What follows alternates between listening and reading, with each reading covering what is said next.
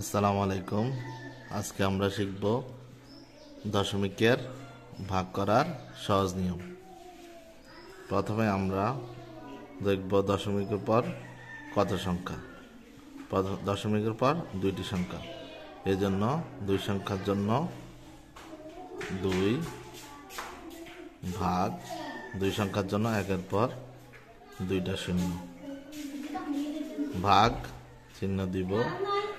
এরপর দশমিকের পর 4 দিয়ে ভাগ, দশমিকের পর তিনটা সংখ্যা, এই জন্য একের পর তিনটা সংখ্যা দিব।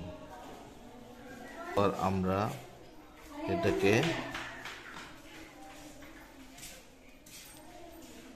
2 ভাগ 100, এটা ভাগ চিহ্ন হয়ে যাবে, গুণ 1000 যাবে উপরে, এরপরে 4 যাবে নিচে।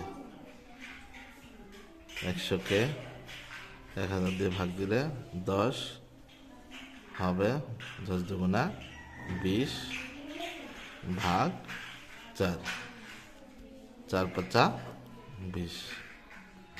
এখানে উত্তর হবে 5।